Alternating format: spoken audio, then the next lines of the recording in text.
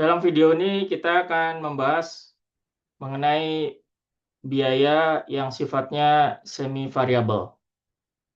Jadi pada dasarnya biaya produksi itu bisa dibagi menjadi tiga, biaya tetap sesuai namanya. Biaya tetap ini merupakan biaya yang konstan berapapun unit produksinya atau berapapun aktivitas kita, dia konstan tetap. Lalu ada biaya variabel.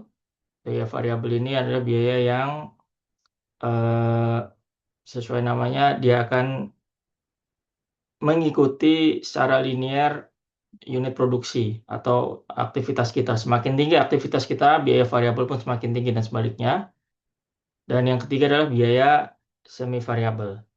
Nah, biaya semi variabel ini dalam rentang tertentu dia akan sifatnya tetap, tapi begitu aktivitas melebihi rentang tersebut, dia akan menjadi variabel. Nah, kita akan melihat bagaimana kita membuat model untuk biaya yang sifatnya variabel. Saya akan gunakan contoh di sini. Nah, ini misalkan ini adalah salah satu bentuk contoh biaya semi variabel, misalkan di konstruksi, di mana seorang pengawas dia maksimal hanya mengawasi sampai 30. Artinya di sini di level yang pertama ini, nah ini saya sebentar. Nah, misalkan pekerja itu hanya 27 atau 28, itu perlu pengawas satu. Begitu juga misalkan pekerjanya itu hanya 7, 8 itu masih di sini. Dalam hal ini sampai dengan level 30, eh, dia perlu satu pengawas dan ini sifatnya konstan. Tapi begitu lebih dari 30, misalkan antara lebih dari 30 sampai dengan 60, ini memerlukan dua pengawas. Misalkan menjadi 40 atau 50, nah dia akan menjadi dua pengawas. Nah, di sini kita asumsikan konstruksi pekerjaan konstruksi ini hanya memerlukan tenaga kerja maksimal 120, dan itu artinya hanya maksimal pengawas ada 4.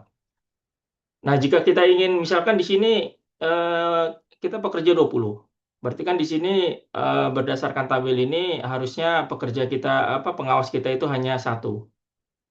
Begitu juga kalau misalkan 22, 23, 24 atau 10, ini masih level 1. Artinya jumlah pengawasnya ini akan satu. Tapi begitu melebihi 30, misalkan 31, nah ini akan lebih dari 2. Pengawasnya akan 2. 31 sampai 60. 61, 3. Nah, bagaimana cara kita membuat model untuk biaya yang sifatnya semi variabel?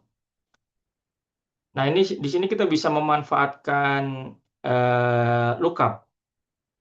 Jadi di sini lookup itu sebenarnya fungsi yang ada di Excel yang mampu menentukan mana dari pilihan tersebut yang akan dipilih berdasarkan kriteria kita. Nah, ini kriteria kita ini. Ini kriteria kita ini, nah variabelnya ini. Variabel kita ini dan dia akan menentukan dari berdasarkan variabel ini masuk ke mana dia. Nah, kita bisa menggunakan XLOOKUP. Nah, dia akan ini sintaksnya lookup value, lookup array, return array. Lookup value apa yang kita cari, ini yang kita cari. Dan lookup array mana? Lookup array-nya adalah eh, kriterianya ini. Kriterianya ini. Dan return array ini adalah yang nanti akan ditampilkan di sel I8 ini. Return array-nya ini. Ini return array. If not found, kita kosongkan. Nah, di sini match mode-nya kita tidak menggunakan yang 0 ya, karena kalau kita pilih 0, misalkan kita 0 ya, ini kan exact match ini. Dia tidak akan nemukan karena 31 tidak ada di sini.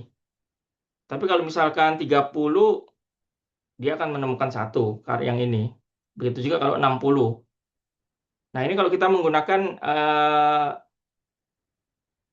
match mode-nya 0.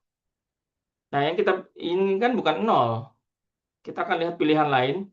Jadi misalkan jumlah tenaga kerja di sini kita 23. Ini kan harusnya satu orang ini. Tapi karena kita memilih nol, maka dia not applicable. Not applicable itu artinya pilihan kita 23 ini tidak ada di kriteria ini. Karena dia kalau nol itu mengecek angka 23, dia akan mencari yang persis 23. Di sini tidak ada 23. Adanya 30, 60, 90, 120. Nah, dalam kondisi ini kita akan menggunakan match mode yang lain. Nah, kalau 23 ini kan mengacunya ke yang ini 30. Begitu juga kalau 33 mengacunya ke 60. Artinya di sini kita akan menggunakan yang next larger item. Artinya 23 ini dia akan melihat ke angka atasnya. Angka atas yang mendekati 23 ini mana 30. Coba kita gunakan di sini misalkan 1. Nah, dia akan 1. Begitu juga kalau misalkan 46, dia mulai 2. Dia 46 ini dia akan mencari ke angka di atasnya yang ada di sini, angka di atasnya. 46 ini yang angka-angka ada di atasnya ya 60 yang paling dekat. Misalkan kita pilih satu pekerja, ya cuma satu. Dua pekerja, dua. Tiga pekerja, tiga. Nah, ini semi variabel. Dan ini kita bisa terapkan misalkan ini apa ya kalau misalkan di sininya dia memilih lebih dari 120, 140 katakanlah, ya dia not applicable. Karena di sini yang maksimal hanya 120. Nah, untuk menghindari seperti ini, kita bisa terapkan sebenarnya data validasi. Nah, ini ya data validasi ini kita terapkan agar ada beberapa cara sebenarnya yang kita bisa terapkan, tapi yang saya akan serahkan ilustrasikan di sini akan saya gunakan whole number. Jadi pilihannya itu antara 1 dengan 120. Whole number itu artinya angka yang nanti muncul di sel ini tidak boleh desimal, dia harus angka bulat. 1, 2, 3, tidak boleh 1,1, 1,2. Karena di sini ada juga desimal. Nah, kita yang whole number. Nah, ini ya, kita coba lagi. Kalau misalkan ini kita pilih 140, nah dia tidak bisa. Dia tidak bisa, atau kalau ingin kita berikan penjelasan lebih lanjut di sini, data validation-nya, kita bisa misalkan input message peringatan, misalkan peringatan maksimal hanya 120.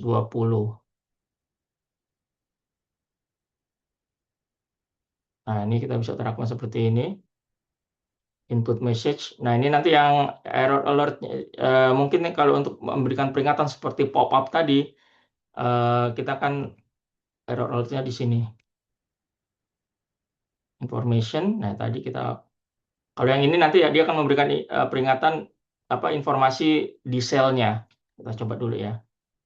Nah, di sini. Nah, dia hanya kalau yang uh, apa namanya, yang input message dia akan muncul seperti ini. Nah, begitu kita klik. Tapi begitu kita misalkan kita tetap mencoba misalkan 140, nah langsung ada peringatan. Nah, seperti ini. Nah, jadi di sini hanya maksimal hanya 120, misalkan 56.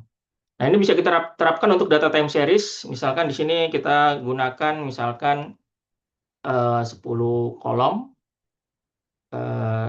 row-nya kosong 10, atau jangan 10 terlalu panjang, 5, startnya 2026. Nah, gini kan.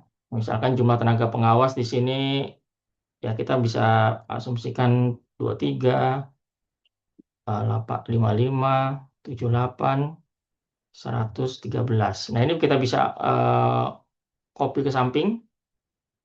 Kita bisa gunakan dynamic array sebenarnya. Kita coba ya, ini dynamic array.